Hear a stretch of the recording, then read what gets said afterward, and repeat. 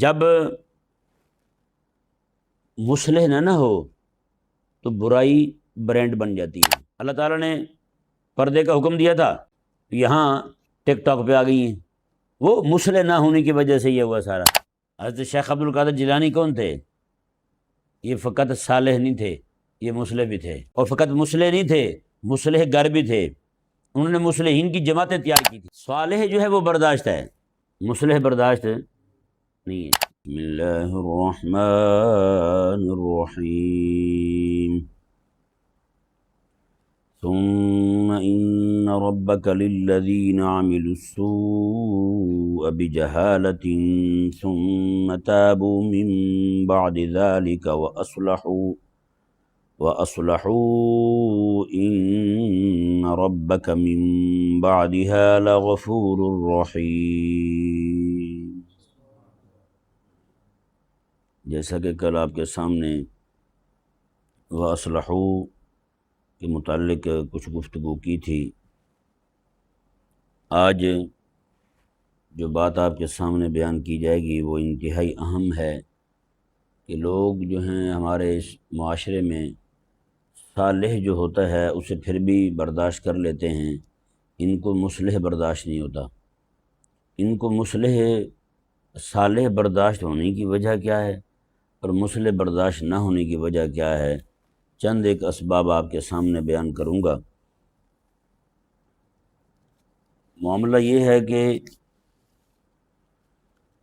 صالح جو ہوتا ہے نا، نیک بندہ، وہ نیکی کو اپنی ذات تک رکھتا ہے، نیکی کو اپنی ذات تک رکھتا ہے، وہ کسی کے عیب پر انگلی نہیں اٹھاتا، اس لیے کسی کی انا کو چوٹ بھی نہیں پہنچتی، اور بندہ کہتا ہے ٹھیک ہے بھئی مزے میں ہے وہ ہیں۔ ایسے بندے کو زیادہ سے زیادہ مسیدڑ کہہ دیں گے ہیں، یا دکنوسی ذہن کا کہہ دیں گے، کچھ بھی کہہ دیں گے، بس اس طرح کو دو چار لفظ بول کے اس کو چھوڑ دیں گے، بس ٹھیک ہے بھئی مزے کریں۔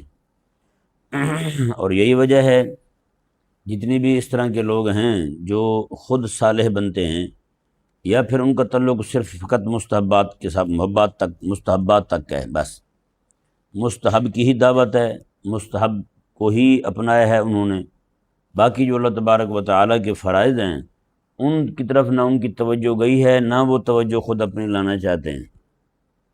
وہ بھی معاشرے کو برداشت ہیں، وہ بھی معاشرے کو برداشت ہیں، بس جی ٹھیک ہے جی یہ بس چار باتیں کرتے ہیں، اسے کسی کو نقصان نہیں ہے، اس لیے بڑے بڑے مجمعوں میں ان کو دعوت دی جاتی ہے، آپ آئیں جی ہمارے یہاں، آپ آئیں جی ادھر آئیں جی ہیں۔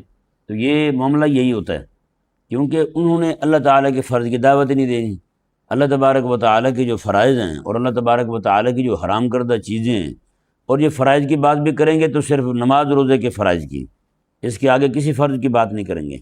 حالانکہ ظالم کے سامنے کلمہ حق کہنا ہے، یہ تو وہ فرض ہے۔ کریم آقا علیہ السلام نے ارشاد فرمایا کہ جو بندہ ظالم بادشاہ کے سامنے کھڑا ہو کر کے اسے کلمہ حق کہے، پھر وہ ظالم بادشاہ اسے قتل کر دے، کریم آقا علیہ السلام نے ارشاد فرمایا وہ بندہ اللہ کے ہاں سید الشہداء لکھا جاتا ہے۔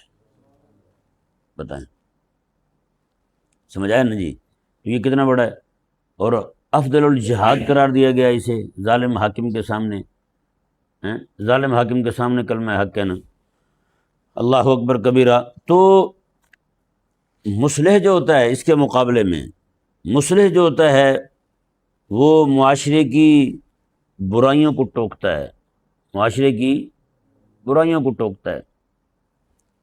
آپ شادی بیاہ پہ دیکھ لیں، دو طرح کے بندے آئیں، ایک بندہ ناچ گانا ہو رہا ہے، ایک بندہ وہ اکیلا بیٹھا ہو کرسی پکڑ کے، وہ اللہ اللہ کر رہا ہے بیٹھا ہوا، بھی اس گناہ سے بچا ہوا ہے۔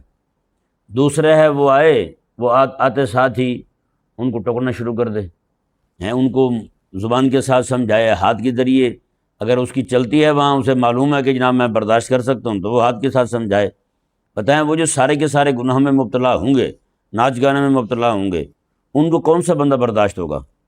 وہی برداشت ہوگا جو اکیلا بیٹھا ہوا ہے، بس وہ اللہ اللہ کر رہا ہے، اپنی میں مگن ہے بس۔ لیکن یہ بندہ جس نے آ کے ان کو ٹوکا ہے، یہ ان کو بالکل برداشت نہیں ہوگا۔ وجہ اس کی یہی ہے کہ صالح جو ہے وہ اپنی نیکی میں مگن رہتا ہے، وہ کسی کو ٹوکتا نہیں ہے، کسی کو روکتا نہیں ہے، اس لیے وہ برداشت ہو جاتا ہے۔ مصلح جو ہوتا ہے وہ تو معاشرے کی رگ کو پکڑتا ہے، وہ تو معاشرے کی برائیوں کو، ان کی جڑوں کو پکڑتا ہے، اس کی چولیں پکڑ کے ہلا دیتا ہے۔ بھائی یہ کس کام میں پڑے ہوئے ہو آپ؟ نہیں سمجھ آیا؟ ہاں، وہ تو منع کرتا ہے ان کو۔ دوسرا مسئلہ یہ ہے ذاتی مفادات اور سہولت پسندی۔ یہ صالح جو ہوتا ہے وہ خاموشی سے اپنے کام سے کام رکھتا ہے، وہ کسی کے فائدے سے، کسی کے غلط نظام سے ٹکراتا نہیں ہے، اس لیے وہ برداشت ہے۔ جبکہ مصلح جو ہے وہ جناب ظلم کے خلاف بھی بولے گا، سود کے خلاف بھی بولے گا، رشوت کے خلاف بھی بولے گا، جھوٹ کے خلاف بھی بولے گا۔ سمجھایا نہیں سمجھایا؟ جب ان چیزوں کے خلاف بولے گا، ظاہری بات ہے با اثر طبقہ جو ہوتا ہے، با اثر طبقہ جس کو اشرافیہ کہتے ہیں ہمارے ہاں، یہ جو طبقہ ہوتا ہے ان کا ان معاملات میں سے کسی نہ کسی کے ساتھ تعلق ضرور ہوتا ہے، ان کاموں میں سے کسی نہ کسی کام میں ضرور پڑا ہوتا ہے۔ ظاہری بات ہے جب کوئی بندہ کھڑا ہو کے، اب با اثر بندہ تو ظاہری بات ہے کھڑا نہیں ہوگا، با اثر بندہ ہوگا بھی تو وہ خود ان کاموں میں مبتلا ہوگا، کسی نہ کسی طرح کسی نہ کسی کام میں جرم میں مبتلا ہوگا۔ اب جو بندہ کھڑا ہوگا ظاہری بات ہے وہ بیچارہ مسکین کھڑا ہوگا، اب وہ بااثر بندہ اس مسکین کو کیسے برداشت کرے گا؟ بااثر بندہ اس صالح کو تو برداشت کر لے گا کیونکہ وہ اس کے نظام کے ساتھ، معاملات کے ساتھ ٹکرا نہیں رہا، لیکن جو ٹکرائے گا اس کو برداشت نہیں کرے گا۔ صالح جو ہے وہ لوگوں کو ان کے جرم کا احساس نہیں دلاتا۔ نیک بندہ جو ہے، صالح بندہ، تسبیح پکڑ کے پھیرنے والا ہیں، 5000 بار اللہ سمت پڑھتا ہوں میں، 25,000 مرتبہ یہ پڑھتا ہوں میں، ایسا بندہ جو ہے وہ برداشت ہوگا۔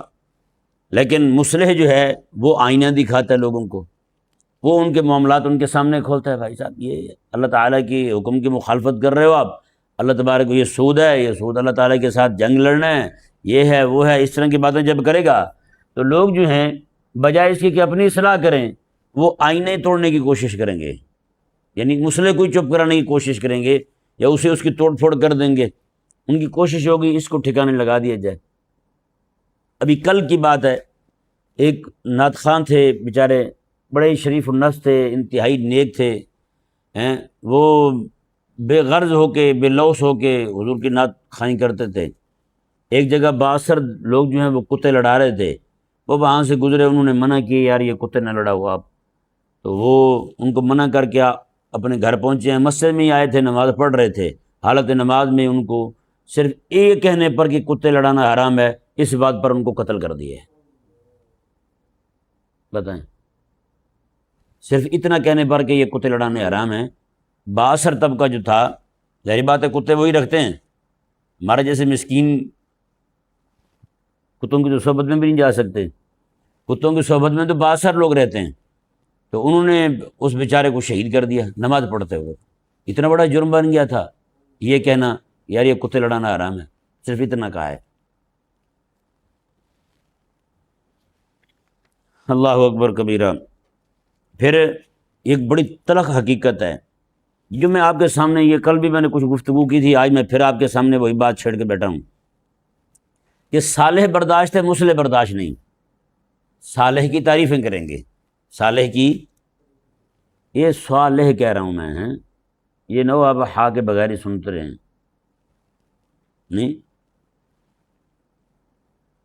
صالح جو ہے وہ برداشت ہے، مصلح برداشت نہیں ہے۔ سچی بات ہے، آپ معاشرے میں رہیں، آپ اللہ اللہ کرتے رہیں، ذکر و فکر کرتے رہیں، تسبیح پھیرتے رہیں، سارے لوگ کہیں گے آپ بہت اچھا بندہ ہے، بہت حاجی صاحب تو بھائی بہت اچھے بندے ہیں۔ لیکن جیسے ہی آپ ان کو یہ کہیں کہ جی آپ نماز کا وقت ہوتا ہے آپ باہر بیٹھے ہوتے ہیں، نماز پڑھنے چلا کریں، صرف اتنا پیار سے کہہ دیں بس، اگلی بار آپ کو سیدھے منہ بات ہی نہیں کرے گا، سیدھے منہ بات نہیں کرے گا آپ سے، وہ ہے یا نہیں ایسا؟ صرف آپ نے پیار سے کہا ہے، یہ نہیں کہ آپ نے کوئی سخت رویہ اپنایا اس کے ساتھ، کوئی تلخ جو ہے نا وہ طریقے سے آپ نے اس کو کہا ہے، بالکل نہیں ہے، پیار کے ساتھ آپ نے کہا ہے، لیکن وہ اگلی بار آپ کو سلام نہیں کرے گا، صرف اتنا کہنے پر کہ یار آپ نماز چھوڑے بیٹھے ہوئے ہیں، اللہ تبارک و تعالیٰ کا حکم ہے۔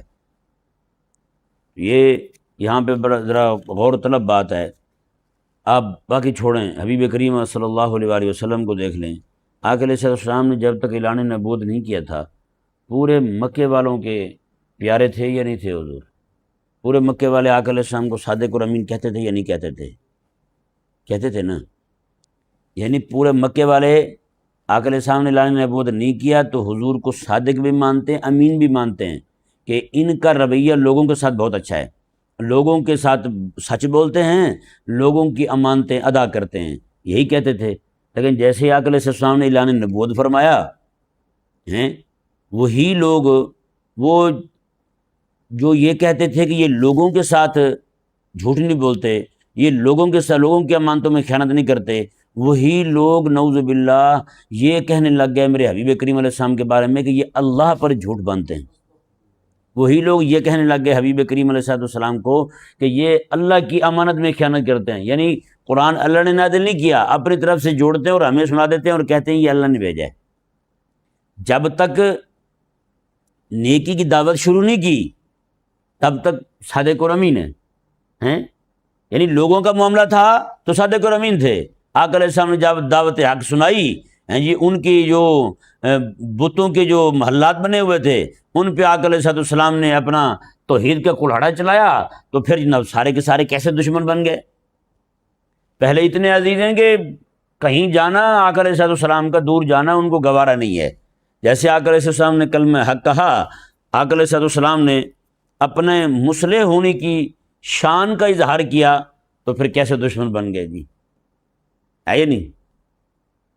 یہ معاملہ ہوا. اللہ اکبر کبیرہ. تو یہ ہمیشہ یہی چلاتا رہا ہے. حضرت شعیب علیہ السلام کو دیکھ لیں، اعلان نبوت سے پہلے ان کی قوم بڑی محبت کرتی تھی ان سے، بڑے سب کی آنکھوں کے تارے تھے. لیکن جیسے ہی آپ نے فرمایا کہ میں اللہ تعالیٰ کا نبی ہوں اور اللہ تعالیٰ نے یہ پیغام دیا ہے، اور آپ نے فرمایا کہ بات سنو بھائی، یہ جو تم ناپ تول میں کمی کرتے ہو نا، دینے کے ترازو اور ہیں، لینے کے تمہارے اور ہیں، یہ حرام ہے، یہ تم قیامت والے دن پکڑے جاؤ گے، ممکن ہے کہ اللہ تعالیٰ دنیا میں تم پر عذاب نازل کر دے. تو وہ سارے لوگ جو ہیں جب انہوں نے دیکھا کہ یار یہ کن باتوں میں پڑ گیا ہے، جب انہوں نے دیکھا کہ ہمارے مفادات میں زد پڑتی ہے تو فوراً سے پہلے بولے قالوا یا شعیب ما نفقہ کثیرا مما تقول. شعیب تیری ساری باتیں جو ہے نا، ساری باتیں سمجھ نہیں آتی ہمیں، بہت ساری باتیں ایسی تیری جو ہمیں پلے پڑتی نہیں، تو کچھ باتیں تیری سمجھ آتی ہیں. ما نفقہ کثیرا مما تقول، تیری بہت ساری باتیں ہمیں سمجھ نہیں آتی، تھوڑی سی سمجھ آتی ہیں. جس میں کوئی کھانے پینے کی بات ہو وہ سمجھ آ جاتی ہے، باقی باتیں تیری سمجھ نہیں آتی. یہ تم حلال حرام کی باتیں کرتے ہو نا، یہ ہماری سمجھ میں نہیں آتی. میں افسوسناک بات ہے، ابھی میں نماز سے پہلے آنے لگا نا، موبائل میں نے کھولا، ایک دوست کی جو ہے نا وہ ایک لنک آیا ہوا تھا، انہوں نے کہا جی حضرت یہ تو سنیں. ایک پروفیسر تھا تو پاکستانی ہے وہ، تو وہ کہہ رہا تھا نعوذ باللہ بڑے ایموشنل انداز سے، جذباتی ہو کے کہتا ہے خدا کا واسطہ ہے، میں اپنی قوم کو کہتا ہوں یہ حلال حرام کے چکر سے نکلیں، یہ حلال حرام کے چکر سے نکلیں. بس آپ بینک میں سیونگ اکاؤنٹ کھلوائیں، کون سا اکاؤنٹ کھلوائیں؟ سیونگ اکاؤنٹ کھلوائیں. اور اس نے اس پر اس کے جناب جواز کی دلیل کیا پیش کی؟ اس نے کہا میں نے 2 لاکھ روپے جمع کروائے تھے، ابھی اسٹیٹمنٹ میں نے نکالی ہے، وہ ساتھ ہی رکھے بیٹھا تھا، اسٹیٹمنٹ میں نے نکلوائی ہے اس کی. تو کہتا جی 1,84,000 بچ گئے ہیں. کہتے انہوں نے اندھی مچائی ہوئی ہے، اتنے پیسے انہوں نے میرے ٹوک لیے ہیں. تو لہذا یہ جو ہے آپ حلال حرام کے چکر سے نکل آئیں، لیں ان سے پیسے، وہ آپ کے پیسے مار رہے ہیں، آپ ان کے ماریں. بتائیں، بڑا جذباتی ہو کے کہہ رہا ہے اور خدا کا واسطہ دے کے کہہ رہا ہے.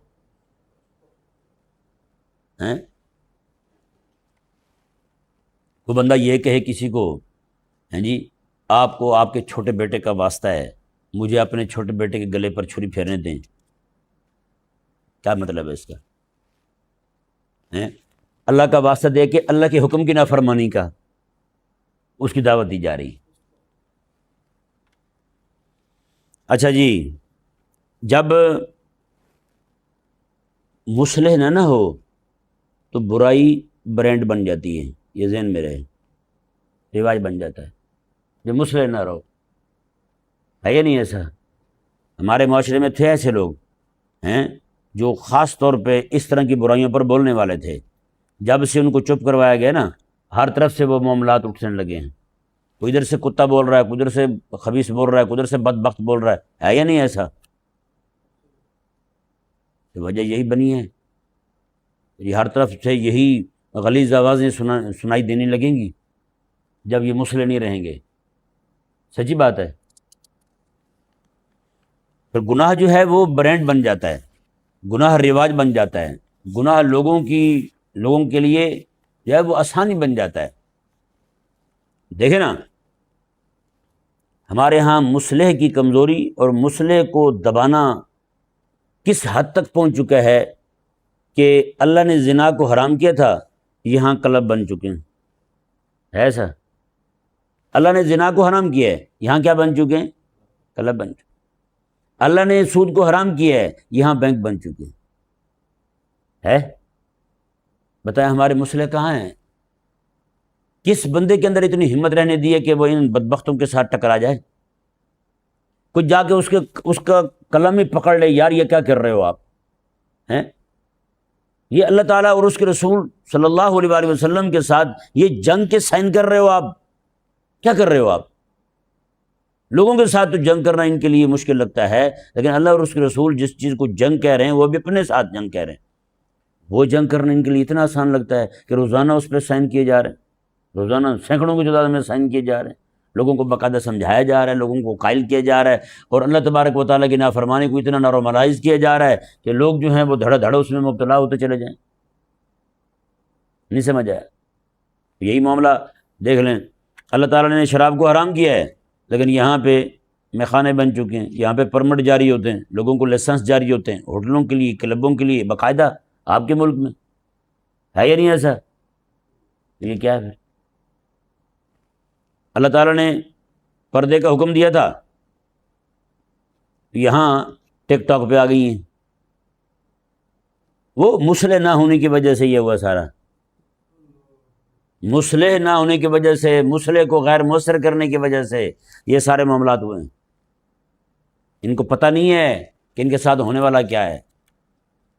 غرناطہ میں نا، اندلس میں حکومت تھی نا مسلمانوں کی، وہاں پادری آئے اکٹھے ہو کے، ایک چھوٹے سے بچے کو انہوں نے دیکھا کہ بچہ کھڑا ہوا اداس ہے، ہاتھ میں اس کے تیر کمان ہے. وہ پادری نے پوچھا کہ بچے کیوں پریشان ہو آپ؟ اس نے کہا یہ پرندوں کا شکار کرتے کرتے اکتا چکا ہوں میں. انہوں نے پوچھا کہ نشانہ تیرا کیسا ہے؟ اس نے کہا کہ اڑتے ہوئے پرندے کو بھی میں نشانہ لگاتا ہوں نا، تیر اسی کو سیدھا وہاں لگتا ہے جا کے. ظاہری بات ہے یہاں نشانہ باندھے گا، نشانہ باندھتے ہوئے پرندہ کہاں اسی جگہ کھڑا رہے گا، وہ تو جا رہا ہے آگے. اس نے کہا جاتے ہوئے پرندے کو بھی نشانہ باندھتا ہوں نا، وہ بھی اسی کو جا کے لگتا ہے. اس نے کہا تو پھر اب کیا مسئلہ ہے تیرا؟ اس نے کہا مسئلہ یہ ہے میرا، اب میں چاہتا ہوں کہ میں تھوڑا سا آگے بڑھوں، میں جا کے مچھلیوں کا شکار کروں، سمندری چیزوں کا، دریائی چیزوں کا شکار کروں. کہا اچھا جی. وہ سارے حیران رہ گئے. انہوں نے کہا بھی دیکھو جن کے چھوٹے چھوٹے بچے اتنے تیر انداز ہیں، اس قوم کے ساتھ تو لڑنا ہمارے لیے مشکل ہے. اب وہ واپس گئے اپنے علاقے میں، وہاں سے جا کے انہوں نے خوبصورت لڑکیوں کے پوری جماعتیں تیار کی. وہ جا کے ثقافت کے نام پہ، کلچر کے نام پہ، وہ مسلمانوں کے نوجوانوں کو خراب کرنے کے لیے انہوں نے ان کی ملکوں میں بھیج دیا، مسلمان ملک میں بھیج دیا. وہی کچھ عرصے کے بعد وہ ان کی سلام دعائیں، تعلقات سارے گندے سارے بڑھنے لگے. پھر وہ پادری آئے. جب پادری وہاں پہنچے دیکھا ایک نوجوان جو ہے وہ سمندر کے کنارے پریشان بیٹھا ہوا ہے. انہوں نے آ کے پوچھا، اس نے کہا خیر تو ہے، کیوں پریشان بیٹھا ہوا؟ اس نے کہا پریشانی یہ ہے، میری جو محبوبہ تھی اس نے مجھے وقت دیا تھا ملنے کا، وہ بے وفا نکلی، آئی نہیں ہے، اسی کے انتظار میں پریشان بیٹھا ہوں. اب پادری نے پتہ جملہ کیا کہا؟ انہوں نے کہا یہ اب ہارے ہوئے عاشق ہیں، اب ان میں ہمت نہیں رہی ہمارے خلاف تلوار اٹھانے کی، لہٰذا اب موقع بنا ہے ان پر حملہ کر دیا جائے. پھر جا کے سکوت اندلس ہوئے. پھر جا کے وہاں سے جناب آج قسم خدا کی وہاں سوائے بوسیدہ عمارتوں کے اور کوئی شے نظر نہیں آتی. پورے علاقے کے اندر جہاں وہ بڑی مسجد ہے، مسجد قرطبہ، اس علاقے کے اندر صرف ایک مسجد ہے، مسلمانوں نے وہ بھی مجبور ہو کے اجازت مانگ مانگ کے بنائی ہے. ایک مسجد ہے چھوٹی سی، اس مسجد میں پتہ نہیں وہ نماز پڑھتے ہیں. یہی معلوم ہے آپ کو کہ کیا ہوا ہے وہاں. کیسے رخصت کیا گیا ہے وہاں سے اسلام کو؟ کیا یار بندہ سوچ سکتا ہے جہاں پہ بیٹھ کے امام قرطبی رحمہ اللہ پڑھاتے ہوں، شیخ اکبر رحمہ اللہ جہاں کے ہوں، آج وہاں اسلام کا نام ہی نہ رہے؟ خدا کے بندو سوچو، کچھ غور کرو، جہاں اتنے اتنے بڑے بزرگ تھے، شیخ اکبر محی الدین ابن عربی رحمہ اللہ وہیں کے تھے بھائی، اندلس کے تھے۔ آپ کتابوں کے نام پڑھنے شروع کر دیں، آپ حیران رہ جائیں، بزرگوں کے نام پڑھنے شروع کر دیں، آپ حیران رہ جائیں، یار فلاں فلاں بزرگ بھی اس علاقے کے تھے۔ یعنی ایک ایسا مردم خیز علاقہ تھا، رجال سازی کا وہاں اتنا کام ہوتا تھا کہ بڑے بڑے مفسر، بڑے بڑے شاعر، ابن خلدون کہاں کے ہیں، بڑے بڑے لوگ وہاں پیدا ہوئے ہیں، اور آج یہ حال ہوا کہ وہاں اسلام کا نام لینے والا بندہ نہیں رہا۔ اگر جو وہ معاملات ان کو پیش آئے تھے، اگر انہی معاملات میں ہم مبتلا ہو گئے ہیں تو بھائی پھر بیڑا غرق ہے۔ آئے بتائیں نا، ہمارا نوجوان طبقہ جو ہے وہ اس بات سے تو پریشان ہے، میچ پاکستان ہار گیا ہے، اس بات سے تو پریشان ہوتا ہے کہ کرکٹ میچ ہار گئے ہیں، اس بات سے تو پریشان ہوتا ہے کہ اس کی تعلقات جو ہیں وہ خواتین کے ساتھ کو خراب چل رہے ہیں، فلانا معاملہ خراب ہو گیا، فلانا معاملہ خراب ہو گیا، جاب نہیں مل رہی، نوکری نہیں مل رہی، نوکری سے نکال دیا گیا ہے۔ یہ باتیں تو سمجھ آتی ہیں، یہ پریشانیاں تو ہیں سب کی، لیکن بتائیں خلافت کب سے ٹوٹی ہے؟ یہ بھی کوئی پریشانی ہے کسی کی؟ قسم خدا کی سب سے بڑا مشکل مسئلہ جو ہے نا وہ یہی بن گیا آج کے نوجوان کو سمجھانا،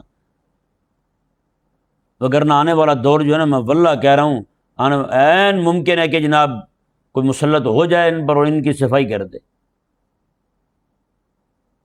ایسے تھوڑی چھوڑا جائے گا ان کو۔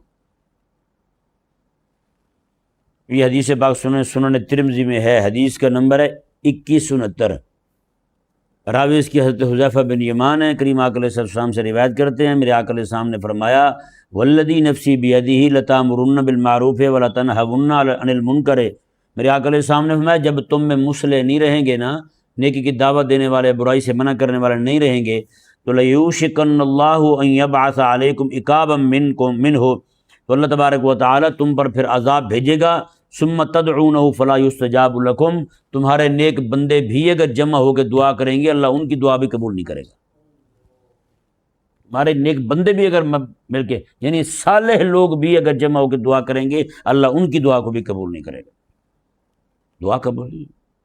آپ بتائیں نا، پوری قوم مل کے دعائیں کر رہی ہے، یہ صالح ہیں، یہ صالح ہیں، صالحین کی جماعت ہے، صالحین موجود ہیں، مصلح کی ضرورت ہے بھائی، اور مصلح جو ہے تب تک وہ کامیاب تبھی ہوگا جب لوگ اس کا ساتھ دیں گے، جب مصلح بیچارہ خود ہی چیخ چیخ کے چلا جائے گا، وہ تو اپنا فرض ادا کر گیا، اب معاملہ ہے لوگوں کا، لوگوں نے اس کو کتنا سنا ہے، لوگوں نے کتنا اس کی بات کو قبول کیا ہے، لوگوں نے کتنا اس کی بات کو دل دماغ میں جگہ دی ہے، لوگوں نے کتنا اس کی بات کو معاشرے میں رائج کیا ہے۔ تو یہ وہ تو بیچارہ چیخ چلا رہا ہے، کتنے ہمارے ہاں مصلح کھڑے ہوئے بیچارے، ان سب کو لپیٹ دیا گیا، کتنے علماء کھڑے ہوئے ان کو زہر دے دیا گیا، کچھ باہمی حسد والے وہ مردود آگے بڑھے، جن کو حسد تھا انہوں نے ان کو نہیں رہنے دیا، کچھ باقی دشمن لوگ ہیں جن کے مفادات پہ زد پڑتی تھی وہ بدبخت آگے آئے، انہوں نے ان کو روانہ کر دیا، بے اثر کر کے رکھ دیا، مختلف قسم کی سزائیں دے دی، نتیجہ کیا نکلا؟ یہ مصلحین کی جماعت کم ہوتے ہوتے ہوتے ہوتے ہوتے آج یہ حال ہو گیا ہے کہ آپ سچی بات ہے اسی موضوع پہ کئی ساری باتیں مزید ذہن میں آتی ہیں کہ ان باتوں کو بھی کھولا جائے اور لوگوں کے سامنے رکھا جائے، بھائی آج دیندار ہونا جو ہے نا یہ اور ہے، دیندار دکھنا یہ اور ہے، ہمارے ہاں دیندار دکھانے والے، اپنے آپ کو دیندار دکھانے والے بہت ہیں، لیکن دیندار جو ہیں ان کی تعداد بہت کم ہے، نہیں سمجھ آیا؟ ہاں، اللہ اکبر کبیرہ۔ یہ آخری بات عرض کرتا ہوں، اس پہ میں نے کافی لکھا تھا لیکن اتنا کافی ہے، مصلح جو ہوتا ہے نا یہ معاشرے میں بریک کی حیثیت رکھتا ہے، سپیڈ بریکر نہیں ہوتا، یہ اس کی بات کر رہا ہوں۔ گاڑی کی بریک بھی سمجھ لیں آپ، گاڑی کی بریک کیوں ہوتی ہے؟ حادثے سے بچانے کے لیے۔ کس لیے ہوتی ہے؟ حادثے سے بچانے کے لیے۔ اور سپیڈ بریکر کیوں ہوتا ہے؟ وہ بھی حادثے سے بچانے کے لیے ہوتا ہے، کیونکہ گاڑی والا جو ہے وہ اندھا دھند بھگا کے آئے گا، این ممکن ہے اس محلے میں بچے رہتے ہوں، چھوٹے چھوٹے بچے ہوں اور وہ جناب اپنی رفتار میں آئے اور آگے کسی کو لتاڑ دے اور نکل جائے وہاں سے. تو یہ سپیڈ بریکر بنانے کا مقصد حادثات کو روکنا ہوتا ہے. گاڑی کے اندر بریک کا ہونا فقط یہی نہیں کہ جہاں پہنچ گیا بندہ وہاں روکنے کے لیے ہوتا ہے، نہیں، یہ گاڑی کے اندر سپیڈ بریکر کا ہونا بھی، بریک کا ہونا بھی یہ حادثات سے بچانے کے لیے ہے. ظاہری بات ہے کہیں جا کے بھی بریک مارے گا، اگر بریک نہ ہو تو ان کی دیوار میں ٹھوک دے گا، حادثہ تب بھی ہو جائے گا. تو یہ انسان کو تھوڑی سمجھ آنی چاہیے کہ گاڑی کے اندر بریک کا ہونا حادثات سے بچاؤ کے لیے ہے. اسی طرح معاشرے کے اندر مصلح کا ہونا یہ اللہ تبارک و تعالیٰ کی نافرمانی سے روکنے کے لیے ہوتا ہے. سمجھ نہیں آتا؟ آج بھی آپ دیکھ لیں، سچی بات ہے، جب بھی کوئی دیندار بندہ، بادشاہ بندہ، حلیے والا بندہ کہیں جاتا ہے، خواتین ویسے گھوم رہی ہوں بغیر پردے کے، ان کو دیکھ کے ان کے سر پہ پردہ دوپٹہ آ جاتا ہے یا نہیں ایسا؟ گھروں میں وہی خواتین جو دروازے پہ آ کے پوچھتی ہیں سیدھی ہو کے، ہاں بھائی کون ہے، کیسے آئے ہو، کس سے ملنا ہے، وہ کر لیتی ہیں. جب کوئی داڑھی والا بندہ کسی کے دروازے پہ کھڑا ہوگا، وہی خاتون جو ایک دم سے سامنے آئی تھی وہ بھی پیچھے ہو جاتی ہے. سمجھ نہیں آیا؟ یہ اثر کس چیز کا ہے؟ یہ اس کے مصلح ہونے کا ہے. سمجھ آیا نہیں سمجھ آیا؟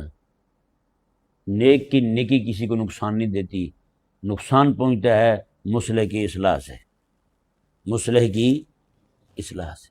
کاش کہ اس امت میں مصلحین کھڑے ہوں، ٹھیک ہے نا. مصلح جب بھی بندہ کھڑا ہوگا نا، اس کے خلاف کھڑے ہوں گے، اس کی اپنی جماعت کے کھڑے ہوں گے، اس کے مسلک کے کھڑے ہوں گے، اس کے اپنے محلے کے لوگ کھڑے ہوں گے. مصلح کا تو معنی یہی ہے بھائی ٹکرانے والا بندہ.